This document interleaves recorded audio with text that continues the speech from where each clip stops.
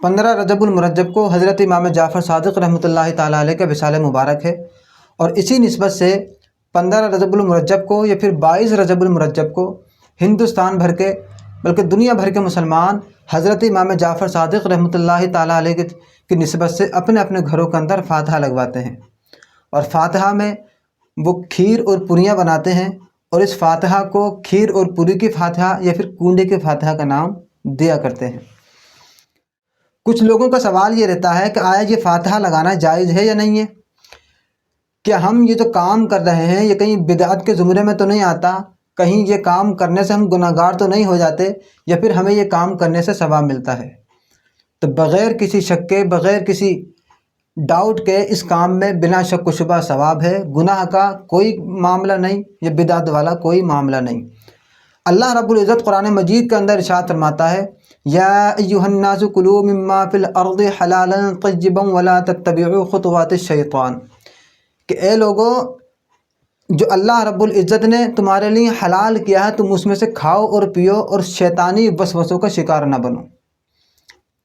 اور اللہ رب العزت دوسری جگہ ارشاد فرماتا ہے، یا ایھا الذین آمنوا کلوا من طیبات ما رزقناکم واشکروا للہ ان کنتم ایاہ تعبدون، کہ اے ایمان والو، تم کھاؤ اور پیو جو اللہ رب العزت نے تمہارے لیے حلال کیا ہے،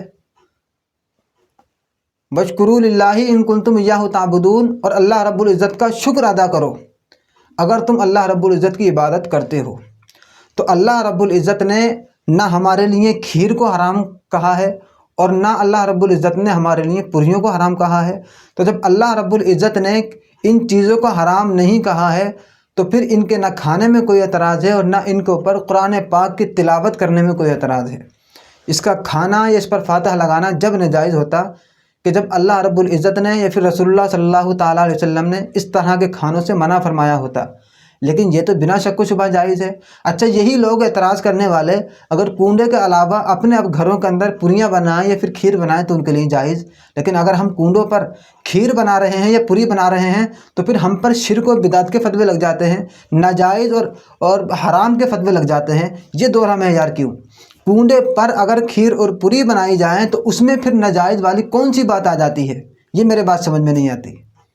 تم اپنے گھروں کے اندر اگر بناؤ تو وہ جائز، اگر ہم اپنے گھروں کے اندر بنائیں اور اس میں قرآن پاک کی تلاوت کر دیں چند صورتوں کی تو پھر وہ ناجائز ہو جاتا ہے۔ یہ کیسا دوہرا معیار ہے؟ اچھا، تم اگر وہی فاتحہ لگی ہوئی چیز اگر کھا لو تو جائز، اور اگر ہم اپنے گھروں کے اندر بنانے کے بعد میں فاتحہ لگا دیں تو ناجائز۔ تم اگر کھا لو تو تم مشرک نہیں ہوتے، تم بدعتی نہیں ہوتے، تم اپنے پیٹ خوب بھرتے ہو، لیکن اگر ہم اپنے گھروں کے اندر بنا لیں جب پھر جو ہے اس پر فاتحہ لگا دیں کھا لیں تو ہم مشرک بھی ہو جاتے ہیں اور بدعتی بھی ہو جاتے ہیں۔ اللہ رب العزت فرماتا ہے کہ جو اللہ رب العزت نے تمہارے لیے چیزوں کو حلال کر دیا انہیں کھاؤ اور پیو، اللہ کا شکر ادا کرو اگر تم اس کی عبادت کرتے ہو، اور شیطانی وسوسوں کا شکار نہ ہو۔ یہ شیطانی وسوسوں کا شکار ہمیں نہ کرو، ہم تمہارے وسوسوں میں نہیں آنے والے، اس لیے کہ اللہ رب العزت نے تمہارے وسوسوں سے ہمیں دور رہنے کا حکم دیا ہے۔ اور کوئی ایک تو وجہ ہو اس کے ناجائز ہونے کی، اس کے حرام ہونے کی، کوئی وجہ نہیں ہے۔ حرام ناجائز تب ہوتا یا حرام تب ہوتا جب کہ قرآن پاک کے اندر یا پھر حدیث مبارکہ کے اندر اس طرح کے کھانے کو ناجائز قرار دیا گیا ہوتا۔ اور اگر رہی بات اس پر فاتحہ پڑھنے کی تو فاتحہ میں ہم قرآن پاک کی تلاوت کرتے ہیں۔ اپنے دل پر ہاتھ رکھ کے بتائیے کہ کھانے پر قرآن پاک کی آیت پڑھنا اس سے آدمی کافر ہو جائے گا؟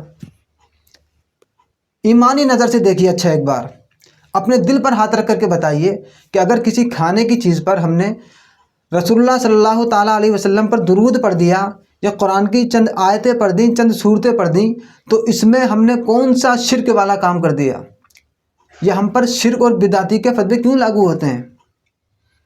یا پھر ہم کافر ہو گئے قرآن پاک پڑھنے کی وجہ سے، یا کھانے پر قرآن پاک پڑھنے کی وجہ سے ہم کافر ہو گئے؟ کیا وجہ ہے کیوں ہم پر یہ کفر و شرکی کے فتوے لاگو کیے جاتے ہیں؟ کیوں ہم پر رات و دن بھونکا جاتا ہے اور اس طرح کی خرافاتیں کی جاتی ہیں؟ اگر کوئی دلیل ہے تمہارے پاس اس کے لیے کہ یہ ناجائز اور حرام ہے، کہیں لکھا ہوا ہو، کہیں اس سے منع کیا گیا ہو، تو پھر لاؤ اور دکھاؤ ہمیں، پھر ہم دیکھتے ہیں کہ آپ کتنے پانی کے اندر ہیں۔ لیکن آپ کے پاس क़यामत तक, सुबह क़यामत तक आपको कोई दलील नहीं मिल सकती इस चीज़ के नाजायज़ और हराम होने पर। बस यूँ ही खुराफात फैलाना आपका काम है। इसलिए मैं कहता हूँ मुसलमानों से कि जो अपने अपने घरों के अंदर नियाज करा रहे हैं, फातहा करा रहे हैं, कि वो इन लोगों की बकवासों को न सुने, इन लोगों पर ध्यान न दें, अपने काम से काम रखें। आप नवासे रसूल के लिए फातहा लगवा रहे हैं, आप नवासे रसूल के नाम से अपने घर के अंदर नियाज करा रहे हैं, आप नवासे रसूल के नाम से अपने घर के अंदर खीर और पुरियों का एहतमाम कर रहे हैं। तो आप जितनी अच्छी नीयत के साथ में ये काम करेंगे, अल्लाह रब्बुल इज़्ज़त आपको उतना ही ज़्यादा सवाब अता फरमाएगा। लेकिन इन लोगों को खुराफात फैलाने का मौका भी हम ही लोग देते हैं। मौका इसलिए देते हैं कि हमने जो अपने ऊपर ख़ुद से पाबंदियां लगा रखी हैं कि हम जो है इसके अंदर 10 किलो आटा बनाएंगे या 20 किलो आटा बनाएंगे या फिर 4 किलो पुरियाँ बनाएंगे, इससे कम नहीं बना सकते। या फिर जो है कुंडेली लाते हैं कि भाई मिट्टी की कुंडेली अगर नहीं आएंगी तो फिर जो है हमारे घर फातहा कैसे लगेंगी, फातहा के लिए मिट्टी की कुंडेली का होना ज़रूरी है। ये जो खुराफातें हमने अपने घरों के अंदर फैला रखी हैं, ये बिल्कुल गलत हैं। मैं गुजारिश करता हूँ आप लोगों से कि आप इस बात को समझें और दूसरों तक पहुँचाएँ इस बात को कि शरीयत के अंदर ऐसी पाबंदी जो हमने खुद से लगा रखी है, कोई पाबंदी नहीं है। आपके घर के अंदर जो भी बर्तन है आप उसके अंदर पुरियाँ रखें, खीर रखें और फातहा लगवाएं। या जितनी आपकी हैसियत है, या जितने पुरियों पर आप फातहा लगवाना चाहते हैं, जितनी बनाना चाहते हैं, दिल से जो बनाना चाहते हैं उस पर फातहा लगवाएं। ज़बरदस्ती करने के बाद में है कि 5 किलो से कम नहीं बन सकती। अगर आपका आधा किलो आटे का हिसाब है तो आप आधा किलो आटे पर फातहा लगवाएं। उसकी पुरियाँ बनाने के बाद में हिसाब आधा किलो का है, 5 किलो बनाना ज़रूरी नहीं है। ये वैसे भी गलत हो जाएगा। अगर आपका हिसाब आधा किलो का है, आप ज़बरदस्ती 5 किलो बना रहे हैं, तो ये आपके लिए वैसे भी जायज़ नहीं रहेगा कि आप अपने आप को सिर्फ एक मुबाह काम के लिए, एक अच्छे काम के लिए मशक्क़त में डाल रहे हैं। हालांकि आपको तो मशक्क़तों से बचना था, अपने आप को परेशानी में डालने से बचना था, और आप सिर्फ जायज़ काम के लिए, मुस्तहब और मुस्तहसन काम के लिए अपने आप को मशक्क़त में डाल रहे हैं, परेशानियों में डाल रहे हैं।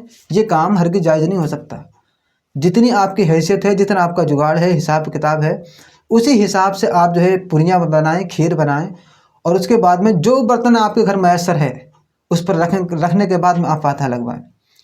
और अगर मिट्टी की कुंडेली मिलती हैं तो अच्छी बात है, क्योंकि मिट्टी की कुंडेलियों के अंदर खाना रखने के बाद में खाना लजीज हो जाता है। और अगर कोई भी गंदगी पानी वगैरह के अंदर होती है, हम देखते हैं कि अगर घड़े के अंदर रख दिया जाए तो पानी एकदम शुद्ध हो जाता है, प्योर पानी बन जाता है, तो खाना लजीज हो जाता है। मिट्टी के बर्तन में रखने के बाद में इस नीयत से अगर आप रखना चाहें, या बुज़ुर्गों ने मिट्टी के बर्तन को पसंद फरमाया है खाने में, इस हिसाब से अगर आप रखना चाहें तो फिर बेहतर है।